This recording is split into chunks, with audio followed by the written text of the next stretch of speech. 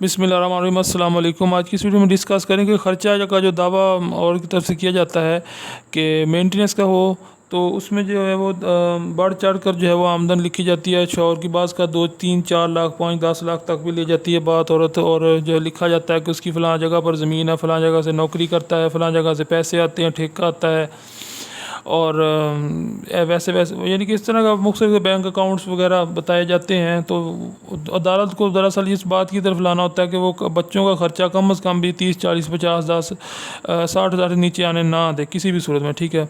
असल में हकीकत बात का इस तरह होती है कि शौहर जो होता है वो बमुश्किल ही 30, 40 हज़ार उसके पीछे जो बाकी फैमिली मेम्बर उनकी वो सपोर्ट कर रहा होता है, अपनी ज़िंदगी भी गुजार रहा होता है, तो उसको जो है वो बहुत ज़्यादा मुश्किल आ जाती है जब औरत की तरफ इस तरह की बातें आती हैं। तो मेरे नज़दीक जो है मैंने अपनी जो प्रैक्टिस आती है उसमें ये लिखने से कुछ फ़र्क नहीं पड़ता कि कितनी आपकी शौहर की आमदन को बढ़ा चढ़ा कर। तो वैसे आप खुद समझदार, आपको पता होना चाहिए कि अदालत में हमने सबूत से साबित करना है।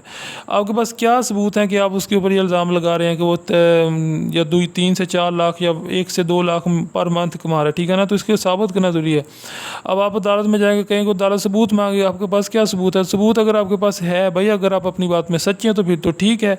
लेकिन अगर इस तरह ज़ाती तौर पे मेरी ये सलाह है कि इस तरह नहीं लिखना चाहिए जो आपको साबित करने में मुश्किल हो, फिर आपका केस कमज़ोर होगा, ठीक है। तो ज़्यादा खर्चा लिखने से आपके ऊपर कोई ऐसा फ़र्क नहीं पड़े। आपको जो ओरिजिनल उसके जो एसेट्स हैं वो शो करें, उसके ऊपर जो है वो, अगर एक मिसाल है कहीं इदारे में जॉब कर रहा है जहाँ पर उसको अच्छी खासी पेमेंट आ रही है, पे कर रहा है, वो 70, 80 या 1 लाख पे कर रहा है, तो आप उसकी जो स्लिप्स वगैरह आप उससे मंगवाएँ और बताएँ अदालत को, ये देखें।